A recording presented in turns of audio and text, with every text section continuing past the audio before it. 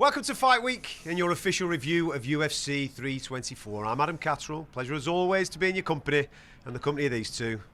The one and only Mr. Nick Peet and the Hall of Famer, Mr. Michael Bisping. We are in the T-Mobile Arena as they are de-rigging from the event. We have just witnessed a quite epic men event. It was an absolute humdinger, an instant classic from Justin Gaethje and Paddy Pimblett. I'll go out on a limb and say it's the best fight this year.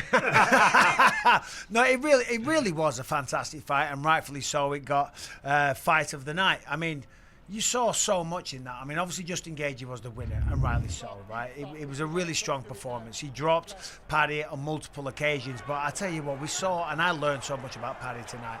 The heart. I mean, listen, we know he talks a good game, but to get dropped like that so many times, and then to get back up, but not only get up, but to get up and then immediately go on the attack and threaten a knockout against Gaethje, to not give up, you know what I mean? I mean, it wasn't just hard, he was dangerous in there. He landed some big shots.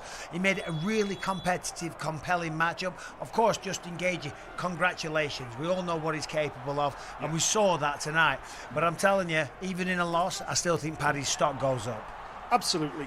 Paddy won't be feeling that right now. He'll be devastated, you know, on his way to hospital. He won't want to hear it right now, and Joe even said it in the cage afterwards, but he was outstanding. He gave everything. You can't ask any more than that. You know, I'm sure we can dive into tactics, were they right, were they wrong, was this right, was that right, but all you can ask someone is, when you get an opportunity to fight for a title, leave it all in there. Don't leave that octagon with a bit of juice left inside you, and I don't think Paddy did that tonight, and he took Justin Gaethje to a place that I think Justin Gaethje wasn't expecting to go tonight. All credit to Justin Gaethje that he's still got in his locker at 37 years of age to go to those places. But I think at times Paddy not only proved that his chin is absolutely world class and he belongs at this level, but also Justin Gaethje is still the man.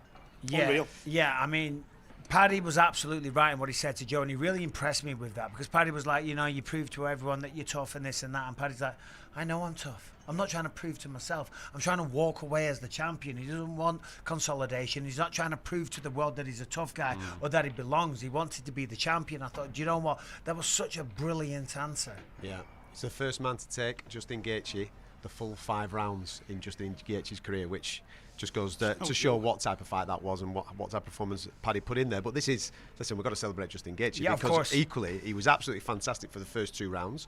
Paddy did turn it on him in the third. To come out the fourth and perform like he did, that just shows where his mentality's at and what his goals, dreams and desires are in this division. Yeah, absolutely. I mean, listen, we all know what the man's capable of. 14 fights in the UFC, 13 bonuses. He got another one tonight, so that's 14. Right? He's the human highlight reel for a reason. But if I'm talking about the fight strategically, I mean, listen, Paddy was great with the heart and everything, and he rocked him, and the uppercuts were beautiful, and he caught him with some shots later on in the rounds as Justin was coming forward. But I wish he put his chin down a little bit, and I wish he brought his hands up a little bit, and I know that's his style and he gets away with it, and my word, has he got a chin, and I'm impressed. So I'm not talking any trash, but it's like there could have just been a few better defensive things, and maybe we would have had a different result here.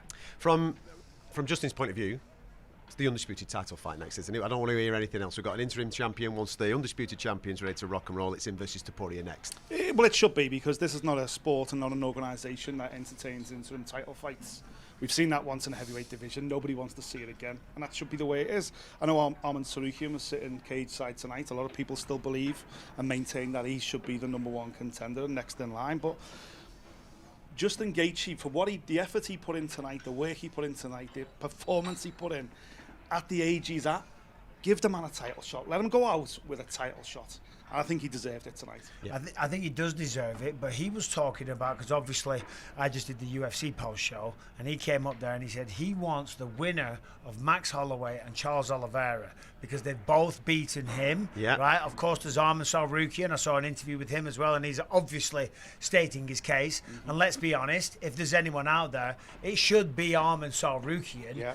Without a shadow of a doubt, he's ranked #1. Let's remember, he just beat Dan Hooker. He's beaten almost everyone, not named Islam Makhachev. Or it should be Ilia Topuria, but we don't know when he's going to come back. So the next person should be Arman, but I've got a feeling it won't be. It'll probably be the winner of Max versus Charles, and I'm not angry at either of those either. No, not so, like you say. I think it all comes down to Ilia Topuria, his timeline. If his timeline's good, then I think that should be the fight for Justin Gaethje. From Paddy's point of view, does he enter the BMF conversation with that type of performance here, right? Because let's be honest, there's plenty of options for him. He's got a bit of bad blood with Dan Hooker. That could be his next knock. But if you're starting to talk about BMFs now in this game, I think he's proven a few things tonight. He might get himself a fight with Max or Charles. Yeah, I mean, Max, the BMF champion, isn't he? So, and he's got to get through Charles Oliveira. So, we'll see how the land lies in that regard. I'm sure Paddy's not thinking about a fight. I think currently he's at the hospital. I'm sure he's going to be fine, but they're just checking him up and making sure that, all his faculties are correct and he's thinking straightly and all that good stuff. So he's probably not thinking about another fight just yet. But yeah, Dan Hooker, I think that makes sense. Well, what does a performance like that from Paddy, even though he's lost, what does a performance like that do for the fan base that maybe had a few doubts over his validity in this division? Listen, I think there'll always be idiots out there, critics out there that will point out, he carries his hands too low, he does this, he does that. It's a style, man. Get used to it. Is he not entertaining? He's entertaining. And I think a lot, and I've seen online tonight, a lot of fellow fighters across all multiple weight divisions are like, Paddy's the man. He's got balls of steel to go toe-to-toe with Justin Gaethje like that for 25 minutes. I think he's won an awful lot of people over. And what I will say is when Paddy goes back and looks at the tape and watches the fight back, there's moments in the fight, big moments like round 3, which was obviously his best round. Round 5 was a really good round from Paddy as well. Maybe the fight had gone back that point. Plus, when you look back, the eye poke in round number 1, okay, Justin got a warning for it. There was then a really bad thumb poke in round number 2. Now, everybody missed it. We seen Paddy react, he went down with it.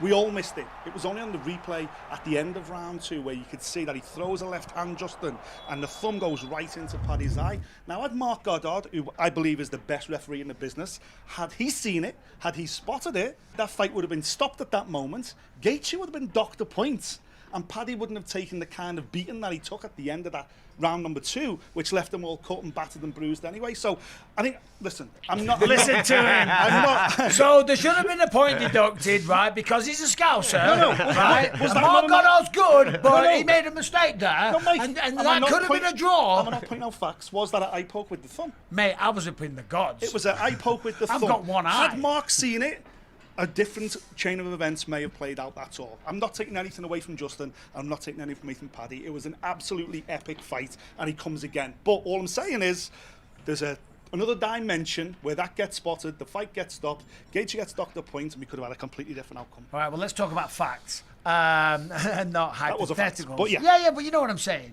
Correct. Hypothetical scenarios. That chain of events did not happen. Fair. What I learned tonight is that Paddy is the real deal.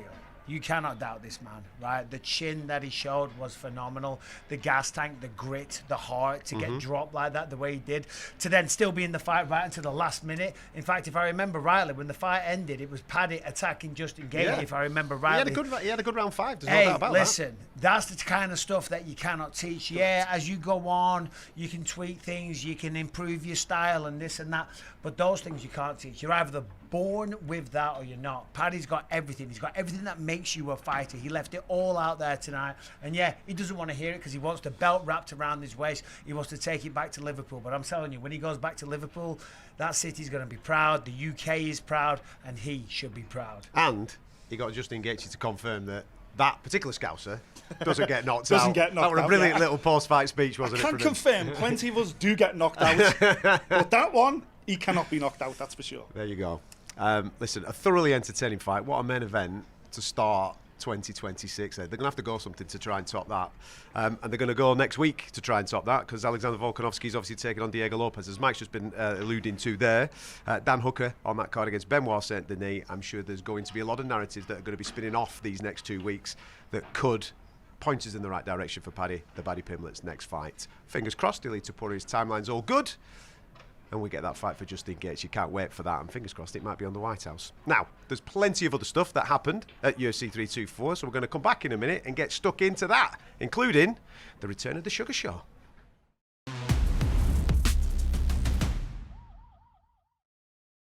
Welcome back to Fight Week and your official review of UFC 324. I'm Adam Catterall, Nick Peet's here, the Hall of Famer Mr. Michael Bisping. We are in the T-Mobile Arena because the event's just finished, and we've just been speaking about that epic main events. Yes, we've all caught our breath now, so we can talk about the rest of the main card. Co-main event, which was bumped after losing the super fight, of course. Sean O'Malley, Song Yadong. Close for 10 minutes, and then Sean put his foot down and went through the gears in round 3, didn't he? Very close fight. I thought before the fight started, Sean looked very nervous because obviously there's a lot riding on this. He goes from being the champion to losing 3 in a row. All of a sudden, you're damaged goods. You're yesterday's news. You know, you're never getting a title shot again. You know, maybe some fighters will get cut. Not saying Sean O'Malley would, but you know what I'm saying.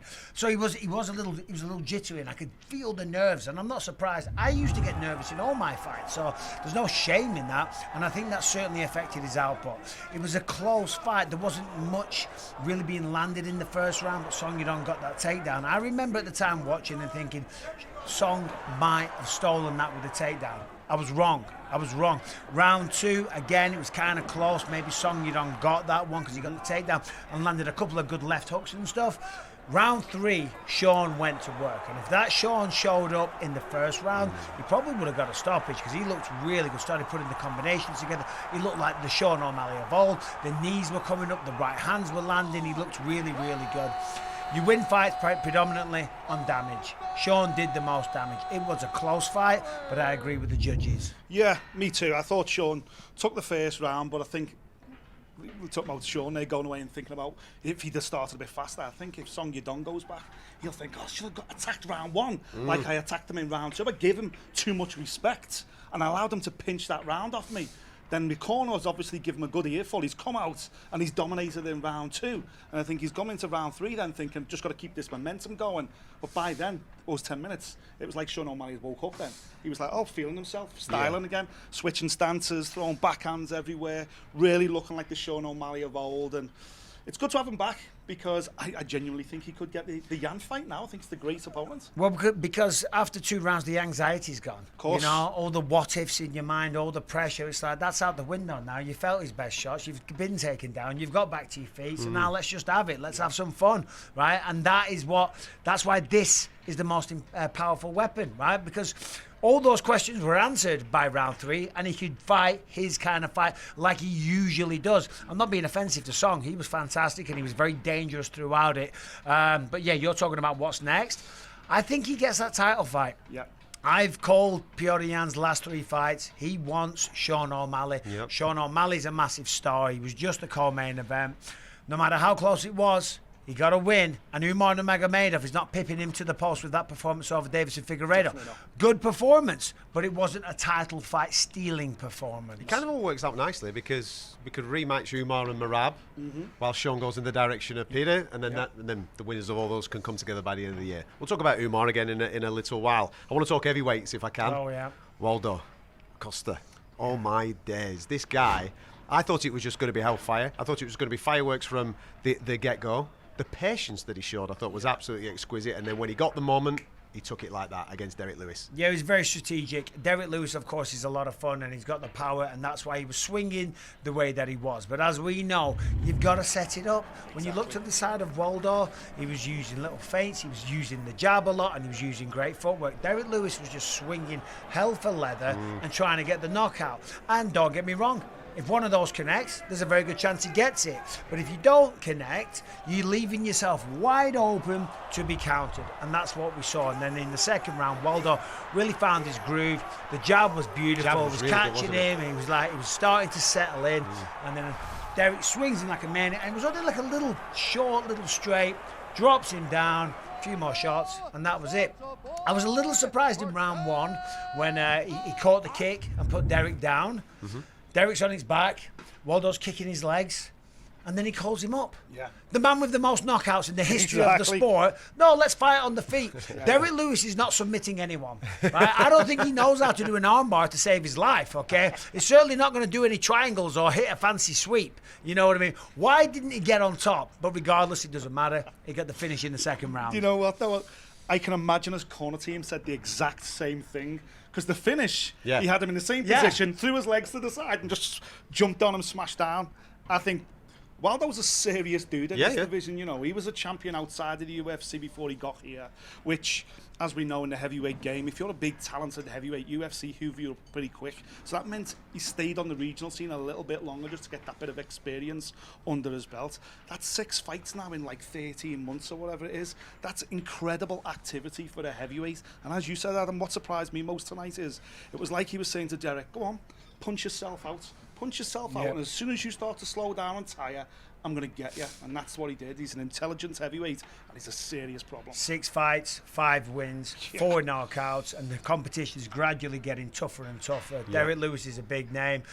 Waldo Cortes Acosta is now a big name. After his last 2 fights last year, the fans really jumped on board the bandwagon, and when you take out a fan favourite like Derek Lewis, you know, things are only going to get better. He mentioned to me backstage that he fancies Curtis Blades next. Yeah, he said that inside the octagon as well. I think that's a fantastic fight for him. And again, it just shows that little bit of patience, that little bit of intelligence, because, you know, we were talking midweek, is he going to call out Cyril Gane in Tom's absence? Are they going to do an interim fight? And who would Gane face? And, well, this guy's in the conversation. And it's like no, I will control the narrative around my career, and I will pick out Curtis Blades, who's probably at home eating his popcorn thinking, what have I done wrong? Why am I getting picked? But I'll have it, because he's the form heavyweight. I think it's a fight that makes perfect sense. Yeah, I think it's a really good call out. Yeah, but Curtis Blades isn't an easy no, matchup. no, Look at the absolutely wrestling. not. Waldo But that's the has level he's at beaten now. great fighters. Yeah. But other than, say, Tom, who else? Curtis might be the next best wrestler. Oh, 100%. Yeah. So, like, it's like this. It's not an easy matchup that he asked for. Big fan of it.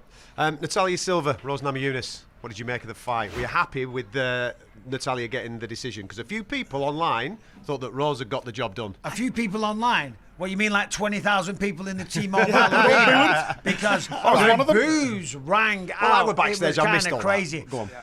I thought Rose won. Me too. Okay. I thought she did enough. I thought it was an entertaining matchup. I thought we saw some technical brilliance on both sides, but I thought Rose landed more shots. I thought she got the majority of the takedowns. Yes, Natalia Silva finished strong. She did get mount position in the 3rd round, but Rose got her off there pretty quick and got back to her feet.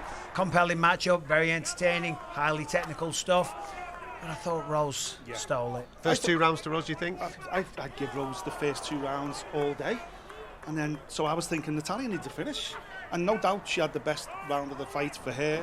She dominated the 3rd round. It was definitely Silva's round, but it wasn't enough for me. It wasn't close to being enough. It certainly wasn't a 10-8 round or anything. I thought it was a shooting. And when they ran out 29-28, pretty much across the boards, I thought, Rose has done it. She's done it. She's back in title contention. And when it went the other way, I'm not surprised everybody was booing. I was booing myself. I was backstage. I missed the booze, I but I see. knew it was close when I was People watching it on online. the screen. Yeah, you These know. fools online. They don't know. The 20,000 in the T-Mobile Arena, as Mike just They pointed out. absolutely Though. But with that in mind, a win's a win. She has got the decision. Yeah. So is she Yeah. next for Valentina? Do you think? Well, what's that? 8 in a row now. Valentina Shevchenko needs contenders. Number 1 ranked is Manon Fior, and Shevchenko's already beaten her. So yeah, I mean, logically, there's no one else for Valentina to face. She's on an 8-fight win streak. She's just beat a multiple-time former champion in Rose Namajunas. Give the woman a title shot. Yeah. Had the 2 legend ladies fought tonight, then I think Valentina would have faced the winner of that, which might have opened up. But no, I think Silva's got to be next. Yes, absolutely. Now, regarding bonuses, Arnold Allen and Jean Silva must be absolutely livid Gutted, yeah. because they Yeah. put on an absolute blockbuster of a fight, and then the main event turns Paddy's up and does chin what they cost did. them 200 grand. I'm telling you, what a fight to kick off the main card. Listen, I'm just going to start off by saying I really feel for Arnold Allen because everyone knows he's a sweetheart, he's a lovely guy, excellent human being, and a tremendous fighter. And Jean Silva is one of the best in the world, and he went out there and made it a really entertaining fight. In the 1st round, he had the perfect strategy. He was circling away from the power hands. When Jean Silva switched stances, then he was circling the other way. He was using the jab. He was fighting a really smart fight. But then in the 2nd and 3rd round, Jean Silva started to pick up the pace a little bit. You know, Arnold defended takedowns. You know, he was doing a lot of things right, but Jean was just gathering momentum. And the power that the man connects with, you know, that he swings and he really commits. And his toolbox is very diverse. You know, you don't really know what he's going to throw. Whereas Arnold's a little bit more predictable, you know, but Jean Silva's a madman, right? Cries his eyes out constantly. He's probably crying right now, you know. And I joked about this earlier, but I'm kind of serious. I've been knocked out cold in my career, right? I think I'd rather get knocked out cold than have someone like jump on top of me, Surf you. mid-octagon, surf me, and then jump off like to just mock me. You know what I'm saying? Arnold does not deserve that kind of disrespect, okay? Yeah. The man's world-class. Arnold, we love you. Stay strong, brother. Yeah, for me it was vintage Arnold Allen in the first round, and I thought, here we go. Do you think He's back? Do you think there's a slight moment at the end, last 10 seconds, Jean Silva gets a little bit on Arnold? Do you think that just picked up the confidence of Jean Silva as he's moving Maybe into it was round a sign two? of things to come. Yeah, absolutely. But I also think maybe the inactivity of Arnold, no fights in the last 18 months, and John Silva's had 4. Did his gas tank start to wane a little bit? You know, did he not hit the wall early enough? Or maybe I'm taking too much away from John Silva, who didn't panic after losing the first round, and then slowly but surely took over the fight. Well, you got to remember, John Silva got knocked out cold last time against Diego Lopez. So in the first round, obviously you're being tentative, and you're like, hold on, you're finding yourself, and you're gathering your confidence, and then after a bit, you're like, okay, I'm good. We got this. Do you know what I love though from Arnold? I think it was round 1 or 2. He lands a beautiful 1-2. It was a good shot. There was a lot of power in it, and John Silva kind of like was like, it's nothing. And like, I did this or something, and Arnold just goes bang and sticks him with another jab. You know, it was brilliant. Yeah. Listen, 2 of the best guys in the world in that weight division. Yeah, they're brilliant. It's the small margins to win fights like that. It's just so frustrating because we know how good Arnold is. He's good enough to fight for the title, absolutely. It just feels at the moment like he's never quite going to get there. Yeah. So frustrating. How livid is Laurent Murphy, Mosvar, Evloev and everybody else in this division because the likes of Jean Silva, who've got a bit of profile, got a bit of pop, they might be next in line for the winner of next week. Yeah, I mean, listen, this sport's all about what have you done for me lately. We've got to remember Laurent Murphy did knock out Aaron Pico in his UFC debut with a spinning elbow. Also, the man's undefeated and beaten lots of top contenders like Josh Emmett. But you're right, Movsar Evloev is also undefeated, but he doesn't necessarily have the most fan-friendly style. Jean Silva, for all his madness and his cryingness and his emotional wrecking ball that is him, right? He's really entertaining inside there as well. Yeah. And fans love him. You can hear them all barking around all the arena. So, listen, I wouldn't mind seeing him in a title fight. I certainly wouldn't complain. No, absolutely. We're back, aren't we? Hey? Oh, We've had buzzer beaters, we've had fighters surfing on each other, we've had referees blowing their ACLs Yeah, out, I've trying to seen keep that, the yeah. We've action had all phantom going. point deductions for Justin There you go. Gaethje. Me and Mark Goddard are going to have questions about that later on. Mark my Dancing words. Scousers to the Scouse House. Mate, can we just talk about that real quick, right? The entrance, yeah, go for it. The intro, man. It was unreal. I was up there doing the UFC desk. Everyone was blown away by it. Yeah, I it mean, was insane. Paddy puts on a show, man. He walked out. The music was great. He was dancing the whole time. Do you know how much balls it takes to dance like that and then get in the octagon and still be dancing like that and genuinely grinning and smiling and loving the moment, right? It was amazing. It was mega. It was. Listen, we're not quite there yet, but it reminded me of when we used to come over with Ricky Hatton and he'd bring a load over and we'd take over Las Vegas and all that kind of stuff. And this is just the beginning for Paddy. There you go. On to the next one. The next one's coming next week. UFC 325. We're off to Sydney for Volkanovski versus Lopez, Part 2. Stack card. We're going to bring you the preview of that tomorrow. So make sure you're across all the social channels and on the YouTube of TNT Sports and Discovery Plus. From Las Vegas, thank you very much for joining us this week. We'll catch you next time.